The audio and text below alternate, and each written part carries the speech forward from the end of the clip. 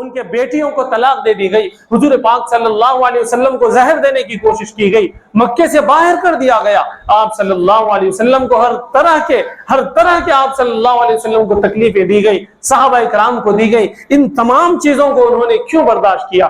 کیا تقاضا ہے؟ ہم سے کیا چاہتے ہیں؟ حضور پاک صلی اللہ علیہ وسلم ہم سے جلوس چاہتے ہیں، حضور پاک صلی اللہ علیہ وسلم ہم سے جلسہ چاہتے ہیں، حضور پاک صلی اللہ علیہ وسلم ہم سے ہمارا نعرہ چاہتے ہیں، حضور پاک صلی اللہ علیہ وسلم ہم سے ہمارا احتجاج چاہتے ہیں۔ نہیں میرے دوستو، حضور پاک صلی اللہ علیہ وسلم کیا کہتے ہیں امتی امتی، میری امت کا کیا ہوگا؟ میری امت کا کیا ہوگا؟ وہ اپنے اللہ کو راضی کریں گے یا نہیں کریں گے؟ وہ جنت کے مستحق ہو جائیں گے یا نہیں ہو جائیں گے؟ وہ نمازوں کی فکر کریں گے یا نہیں کمائیں گے؟ وہ میری کتنی سنتوں پر عمل کریں گے اور کتنی سنتوں کو وہ اپنے قدموں تلے رون دیں گے؟ میرے دوستو، یہ ہے تقاضا ربیع الاول کا، یہ ہے تقاضا 12 ربیع الاول کا، یہ ہے تقاضا ہمارا حضور پاک صلی اللہ علیہ وسلم سے محبت کا ثبوت دینے کا۔ رب اشرح لی صدری ویسر لی امری واحلل عقدۃ من لسانی یفقهوا قولی۔ اللهم صل على محمد وعلى آل محمد كما صليت على إبراهيم وعلى آل إبراهيم إنك حميد مجيد۔ اللهم بارك على محمد وعلى آل محمد كما باركت على إبراهيم وعلى آل إبراهيم إنك حميد مجيد۔ محترم بزرگوں اور ملت کے نوجوانوں، جیسا کہ آپ جانتے ہیں ماہ ربیع الاول چل رہا ہے، اور اس ماہ میں حضور پاک صلی اللہ علیہ وسلم کے تشریف لانے کی تاریخ 12 تاریخ ہے۔ اکثر مورخین نے اسی کو راجح قرار دیا ہے، حالانکہ کچھ روایتیں 9 اسی طرح سے 17 اور 19 کی بھی آتی ہیں، لیکن متفقہ فیصلہ یہ ہے، اکثر لوگوں کا فیصلہ یہ ہے کہ 12 کو حضور پاک صلی اللہ علیہ وسلم کی آمد ہوگی۔ محترم بزرگوں اور نوجوانوں، جیسا کہ آپ جانتے ہیں ماہ ربیع الاول جب آتا ہے تو ہمارے اندر حضور پاک صلی اللہ علیہ وسلم کی محبت، ہمارے اندر حضور پاک صلی اللہ علیہ وسلم سے تعلق جتانے کا جذبہ، ہمارے اندر حضور پاک صلی اللہ علیہ وسلم کے میلاد منانے کا جذبہ بہت زیادہ ابھرتا ہے، اور ابھرنا بھی چاہیے کہ حضور پاک صلی اللہ علیہ وسلم جس مہینے میں اور جس تاریخ میں دنیا میں تشریف لائے ہیں، اس سے زیادہ بڑی اور اس سے زیادہ عظیم تاریخ دنیا نے کبھی دیکھی نہیں۔ یہ حقیقت ہے۔ حضور پاک صلی اللہ علیہ وسلم نے دین اسلام دیا، شریعت دی، اللہ کو راضی کرنے کا ایک نسخہ دیا، انسانوں کو انسانیت دی، عورتوں کو اور خواتین کو ان کا حق دیا، بچوں کو ان کا پیار دیا، بڑوں کو ان کی عزت دی، ان کا احترام دیا، جانوروں کو ان کا حق دیا۔ حضور پاک صلی اللہ علیہ وسلم کے تشریف لانے سے یہ دنیا انسانوں کی دنیا بنی، ورنہ تو یہ جانوروں کی دنیا تھی۔ نبیوں کو آئے بہت وقت ہو چکا تھا، نبیوں کے سارے تعلیمات بھلا دیے گئے تھے، شریعتوں کو بھلا دیا گیا تھا، انسانیت حیوانیت پر آ گئی تھی، لیکن جب حضور پاک صلی اللہ علیہ وسلم تشریف لائے تو پھر انسانوں کو انسانیت ملی۔ میرے دوستوں اور نوجوانوں، آج کے خطاب میں سیرت النبی صلی اللہ علیہ وسلم کے تقاضے کیا ہیں وہ بیان کرنا چاہتا ہوں۔ میں اس سے پہلے کہ حضور پاک صلی اللہ علیہ وسلم سے محبت کے تقاضے بیان کروں، میں یہ بیان کرنے کی کوشش کروں گا کہ حضور پاک صلی اللہ علیہ وسلم نے ہم سے یعنی امتیوں سے محبت کے کیا تقاضے ادا کی۔ میرے دوستو، محبت 2 طرفہ ہونی چاہیے، یہ بات حقیقت ہے، کتابوں میں یہ بات لکھی ہوئی ہے، تاریخ گواہ ہے کہ حضور پاک صلی اللہ علیہ وسلم نے جو محبت ہم سے کی، ہم گنہگاروں سے کی، ہم امتیوں سے کی، قیامت تک کے آنے والی امتیوں سے حضور پاک صلی اللہ علیہ وسلم نے جو محبت کا نمونہ پیش کیا، ایسا نمونہ کوئی پیش نہیں کر سکتا۔ حضور پاک صلی اللہ علیہ وسلم نے اپنے بچپن میں، حضور پاک صلی اللہ علیہ وسلم نے اپنی جوانی میں، حضور پاک صلی اللہ علیہ وسلم نے نبوت سے پہلے، حضور پاک صلی اللہ علیہ وسلم نے نبوت کے بعد، حضور پاک صلی اللہ علیہ وسلم نے ہجرت سے پہلے، ہجرت کے بعد، ہر وقت میرے دوستوں حضور پاک صلی اللہ علیہ وسلم نے ہم گنہگاروں سے محبت کی نشانی چھوڑی ہے۔ ایک لمحہ ایسا نہیں گزرا جس میں حضور پاک صلی اللہ علیہ وسلم نے ہم گنہگار امتیوں کا خیال نہ کیا ہو۔ آپ مجھے بتائیے، حضور پاک صلی اللہ علیہ وسلم جہاں کھڑے ہوتے، حضور پاک صلی اللہ علیہ وسلم جہاں چلتے، حضور پاک صلی اللہ علیہ وسلم جہاں بیٹھتے، حضور پاک صلی اللہ علیہ وسلم جہاں رہتے، کیا کافروں نے، کیا مشرکوں نے، کیا اسلام کے دشمنوں نے، اللہ کے رسول کے دشمنوں نے جینا دو بھر نہیں کیا تھا؟ آپ صلی اللہ علیہ وسلم راستے سے گزرتے، کانٹے بچھا دیے جاتے، کس کے لیے برداشت کیا میرے دوستوں؟ مجھ سے محبت تھی، آپ سے محبت تھی، سرکار دو عالم صلی اللہ علیہ وسلم کو آپ نے برداشت کیا۔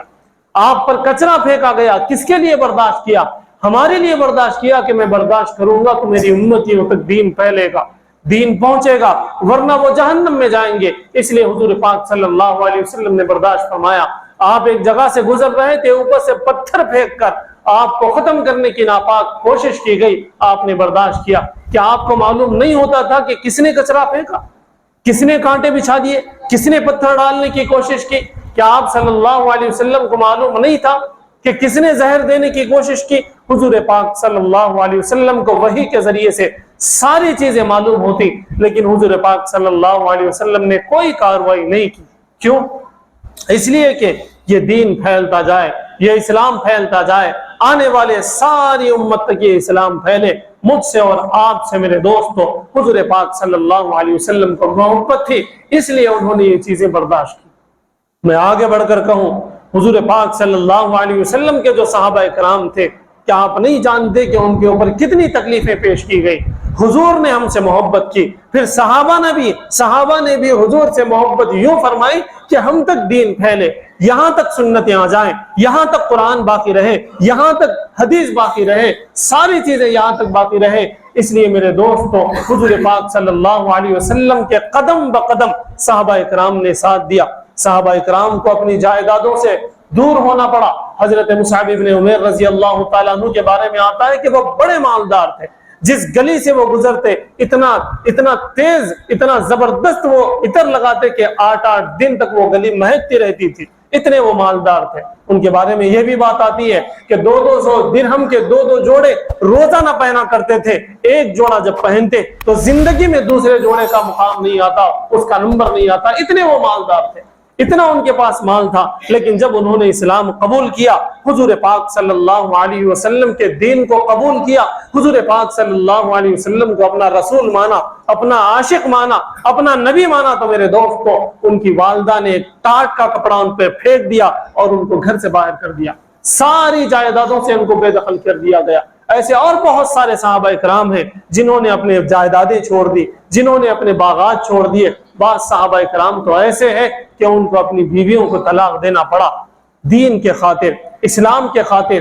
یوں حضور پاک صلی اللہ علیہ وسلم کے جو صحابہ تھے، انہوں نے حضور پاک صلی اللہ علیہ وسلم سے محبت کا اس طرح اظہار فرمایا، اس تقاضے کو اس طرح انہوں نے پورا کیا کہ آپ حضرت علی رضی اللہ تعالیٰ عنہ کے بارے میں نہیں جانتے؟ جب حضور پاک صلی اللہ علیہ وسلم ہجرت کے لیے نکل رہے تھے تو آپ صلی اللہ علیہ وسلم نے حضرت علی رضی اللہ تعالیٰ عنہ کو اپنے بستر پر سلایا تھا، بیڈ شیٹ وہ اوڑے ہوئے تھے، یہ حکم ہوا کہ آپ سو جائیں۔ میرے دوستو وہاں ماحول کیا تھا؟ آپ صلی اللہ علیہ وسلم کے پورے گھر کو غیر مسلمین نے، اسلام کے دشمنوں نے ننگی تلواروں کے ساتھ گھیر رکھا تھا کہ جب موقع ملے گا، جیسا موقع ملے گا، محمد صلی اللہ علیہ وسلم کو نعوذ باللہ ختم کیا جائے گا۔ اس بستر پر حضرت علی رضی اللہ تعالیٰ عنہ لیٹے ہوئے ہیں، ان کے من میں کتنا ڈر تھا ہوگا، لیکن حضور سے محبت کا تقاضا تھا کہ لیٹے، اور انہوں نے لیٹا اور انہوں نے محبت کا تقاضا ادا کر دیا۔ حضرت ابو بکر صدیق رضی اللہ تعالیٰ عنہ کی بیٹی جو حضرت ابو بکر صدیق رضی اللہ تعالیٰ عنہ کے گھر پر موجود تھی، جب ہجرت کے لیے یہ دونوں آپ صلی اللہ علیہ وسلم اور حضرت ابو بکر نکل پڑے تو دشمن حضرت ابو بکر کے گھر پہ آئے. آنے کے بعد ناک کیا, اندر سے ان کی بیٹی نکلتی ہے. پوچھا کہ تمہارے ابو اور محمد کہاں ہیں صلی اللہ علیہ وسلم؟ انہوں نے کہا کہ مجھے نہیں معلوم. ایک ایسا تماچا دشمن نے ان کے گال پہ مارا, ان کو ایسا پچکڑ مارا کہ ان کی بالی ٹوٹ کے گر گئی. یہ کتابوں میں لکھا ہوا ہے. کیوں انہوں نے یہ برداشت کیا؟ نبی پاک صلی اللہ علیہ وسلم سے محبت تھی تو انہوں نے پتہ نہیں بتایا. سراقہ ابن مالک جب پہنچے اور وہاں پر حضور پاک صلی اللہ علیہ وسلم کو انہوں نے پا لیا, جب یہ اعلان ہوا تھا کہ 100 صرف اونٹیں دی جائیں گی جو بھی محمد صلی اللہ علیہ وسلم کو پکڑ کے لائیں گے. سراقہ ابن مالک بڑے رائڈر تھے, بڑے زبردست گھوڑ سوار تھے. وہ حضور تک پہنچے اور وہاں سے واپس آ گئے. بڑا طویل واقعہ میں بتانا نہیں چاہتا, لیکن حضور سے محبت کا تقاضا تھا کہ انہوں نے ادھر کسی کو جانے نہیں دیا. کہا میں ہو آیا ہوں, ادھر جانے کی ضرورت نہیں ہے, ادھر گئے تو ملیں گے بھی نہیں تمہارے. یہ انہوں نے حضور سے محبت کا تقاضا پیش کیا. اسی طرح سے میرے دوستو, جب مدینہ منورہ آپ صلی اللہ علیہ وسلم چلے گئے, حضور سے محبت کرنے والے صحابہ نے اپنا گھر بار چھوڑ دیا, اپنا کاروبار چھوڑ دیا, سب کچھ چھوڑ دیا. بعض صحابہ کرام نے اپنی اولاد کو چھوڑ دیا, اپنی بیویوں کو چھوڑ دیا اور مکہ مکرمہ چلے گئے. کیوں؟ اس لیے کہ حضور سے محبت کا تقاضا تھا. حضور سے محبت کا تقاضا تھا کہ ان کا ساتھ دیا جائے. یہاں مکے میں جو لوگ تھے ان لوگوں نے اپنا گھر دے دیا. بعض لوگوں نے اپنی بیویوں کو طلاق دے کے بیویوں سے کہا کہ ان سے شادی کر لیں. بعض لوگوں نے اپنی اولاد کو تقسیم کر دیا, اپنے جائیدادوں کو تقسیم کر دیا, اپنے باغات کو تقسیم کر دیا. یہ حضور پاک صلی اللہ علیہ وسلم سے محبت کا تقاضا تھا تو انہوں نے ادا کر دیا.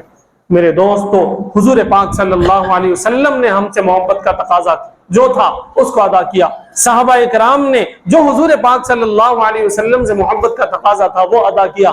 میرے دوستو, آج ربیع الاول کا مہینہ ہے, ہمیشہ ربیع الاول کا مہینہ آتا ہے. میرے دوستو, یہ مہینہ ہم سے رسول پاک صلی اللہ علیہ وسلم کے تقاضے پوچھتا ہے. اے مسلمانوں, اے محبوب نگر کے مسلمانوں, اے لوگوں, کیا تم لوگوں نے حضور پاک کی محبت کا تقاضا ادا کیا؟ کیا تم لوگوں نے صحابہ کرام سے حضور پاک کی جو محبت تھی انہوں نے جس طرح تقاضا ادا کیا تھا, کیا تم لوگوں نے تقاضا ادا کیا؟ میرے دوستو, یہ 12 ربیع الاول اور یہ ماہ ربیع الاول صرف اس لیے نہیں آتا کہ ہم لوگ جلوس میں چلے جائیں, صرف اس لیے نہیں آتا کہ ہم لوگ کئی سارے جلسے کر لیں, صرف اس لیے نہیں آتا کہ ہم کوئز کمپٹیشنز کر لیں اور بچوں کو انعام دے دیں. یہ بھی ضروری ہے, یہ بھی کرنا چاہیے, لیکن میرے دوستو اصل تقاضا حضور پاک صلی اللہ علیہ وسلم سے محبت کا کیا ہے, اس طرف ہمیں دھیان دینے کی ضرورت ہے. حضور کیا چاہتے تھے؟ ان کے اوپر کچرا پھینکا گیا, ان کے راستے میں کانٹے بچھائے گئے, ان کی بیویوں کو طلاق دے دی گئی, ان کے بیٹیوں کو طلاق دے دی گئی, حضور پاک صلی اللہ علیہ وسلم کو زہر دینے کی کوشش کی گئی, مکے سے باہر کر دیا گیا. آپ صلی اللہ علیہ وسلم کو ہر طرح کے آپ صلی اللہ علیہ وسلم کو تکلیفیں دی گئی, صحابہ کرام کو دی گئی. ان تمام چیزوں کو انہوں نے کیوں برداشت کیا؟